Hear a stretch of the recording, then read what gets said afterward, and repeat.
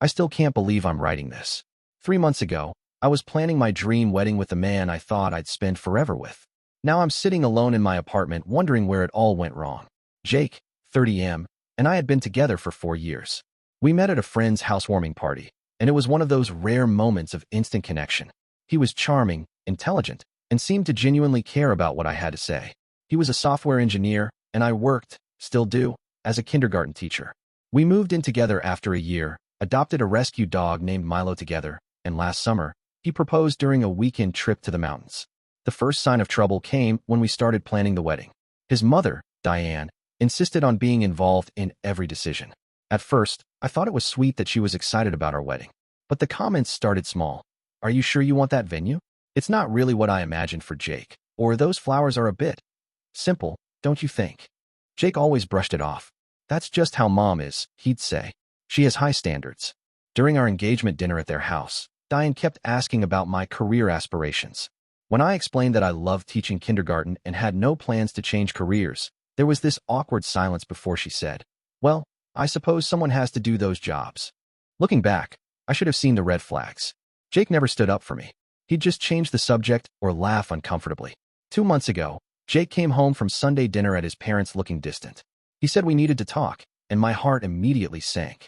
He said he'd been reconsidering things and wasn't sure if we were compatible long-term. When I asked where this was coming from, he mentioned differences in ambition and family expectations. I was blindsided. Nothing had changed between us.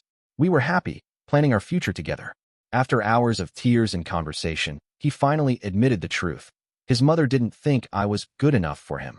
She thought he should be with someone more accomplished, preferably a doctor or lawyer, not a kindergarten teacher. The worst part? Jake agreed with her. He said he loved me, but his mother made some good points about our future together. He actually said, "Mom thinks you'll hold me back." I was devastated. For years together, and he was throwing it all away because his mother didn't approve of my career choice. I begged him to reconsider, to think for himself, but his mind was made up. He moved out the next day, leaving me with Milo and a half-planned wedding to cancel. The humiliation of calling everyone to cancel the wedding was almost as painful as the breakup itself. Having to explain to my parents, who had already paid deposits for several vendors, was excruciating. The weeks after Jake left were a blur of tears, wine, and ice cream. I took a week off work because I couldn't bear the thought of putting on a brave face for 25 5-year-olds. My mom stayed with me for a few days, cooking meals I barely touched and assuring me I deserved better. My friends took turns checking in, bringing comfort food and distractions, but nothing filled the void Jake left behind. What hurt most wasn't just losing him, but realizing our entire relationship had been conditional on his mother's approval. For years of memories suddenly felt tainted. Had he always seen me as temporary? Was I just good enough until someone better came along? 1 month after the breakup, I was scrolling through social media. I know, I shouldn't have been, when I saw a photo of Jake at some charity gala. Standing beside him was a woman I recognized as the daughter of one of his mother's friends. A corporate attorney Jake had mentioned meeting at his parents' anniversary party 2 months before our breakup. They weren't explicitly together in the photo, but the body language was unmistakable. The caption mentioned them both by name. I felt physically ill. Had he been seeing her while we were still engaged? Was she the real reason he ended things? Or had his mother orchestrated this introduction, presenting him with her version of a suitable partner? I made the mistake of confronting him over text. His response was cold. "I didn't cheat on you. Stephanie and I only started seeing each other after we broke up." He added that I should move on, like he had. When I asked if his mother had introduced them, he didn't respond. The next morning, I received a lengthy message from Diane herself. She claimed she only wanted what was best for her son and hoped I would find someone more suited to my lifestyle. She actually wrote, "Some women are meant to be wives of successful men, and some aren't. There's no shame in it." I was furious. Who was she to decide my worth? I'd invested 4 years in her son, loved him unconditionally, supported his career, and helped build our home together. None of that mattered because I taught kindergarten instead of arguing cases in court. The anger sparked something in me. For the first time since the breakup, I felt something other than despair. I didn't respond to Diane, but I did block both her and Jake on all platforms. I decided they didn't deserve another second of my emotional energy. My friend Emma convinced me to join her for a pottery class, something I'd always wanted to try but never made time for. Creating something with my hands, watching a lump of clay transform into something beautiful, became surprisingly therapeutic. I started going twice a week.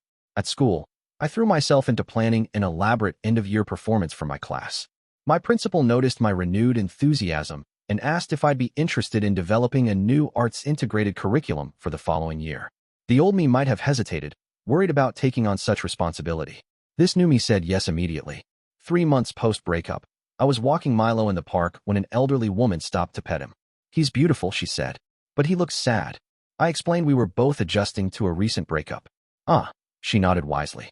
"Dogs miss people too, but they also know when someone wasn't meant to stay." That conversation in the park marked a turning point. The woman's words stayed with me. They know when someone wasn't meant to stay. Maybe Jake wasn't meant to stay in my life. Maybe this heartbreak, as painful as it was, had saved me from a lifetime of trying to prove my worth to a man who couldn't stand up to his mother. Around this time, my sister convinced me to join her on a weekend trip to a teaching conference in Chicago. I was reluctant. The thought of networking and professional development seemed exhausting, but she'd already bought the tickets. Surprisingly, I found myself energized by the workshops on early childhood education. I connected with teachers from across the country who were passionate about making a difference in children's lives.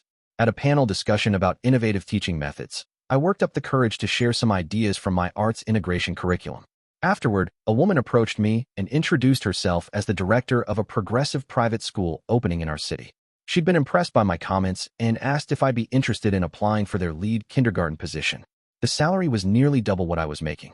When I mentioned this to my principal, instead of being upset, she encouraged me to pursue the opportunity. "You're exceptional at what you do," she said. "You deserve to be somewhere that values that." I got the job. The day I signed my contract was the same day I would have been having my final wedding dress fitting. Meanwhile, Milo and I settled into a new routine. I started hiking on weekends, joining a group of outdoor enthusiasts who welcomed both me and my four-legged companion. Among them was Daniel, a veterinarian who offered Milo treats and me genuine friendship without expectations. We've been grabbing coffee after hikes, and while I'm not ready for anything romantic yet, his respect for my profession and his kindness have reminded me that good men exist. Yesterday, I ran into Jake's cousin at the grocery store. She seemed uncomfortable, but stopped to chat. She mentioned Jake and Stephanie had gotten engaged last week, barely 6 months after our breakup. Apparently, Diane was over the moon about her future daughter-in-law and already planning the wedding. The strangest part? I felt nothing but pity. Not for myself, but for Jake. He'll spend his life making choices to please his mother, never truly living for himself. And for Stephanie, who will always have to maintain Diane's approval. That's not a marriage, it's a performance. As for me, I'm still healing, but I'm no longer broken. I start my new job next month. Last week, I put a deposit on a small house with a yard where Milo can run. I'm meeting new people, trying new things, and discovering parts of myself that got lost during my relationship. Sometimes I wonder if Jake ever regrets his choice, if he ever misses what we had. But that's not my concern anymore. His mother was right about one thing. I wasn't good enough for their family.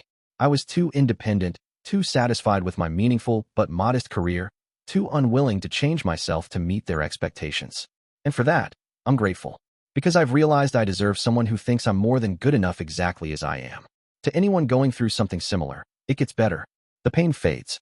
And sometimes, what feels like the end of your story is actually just the beginning of a better one.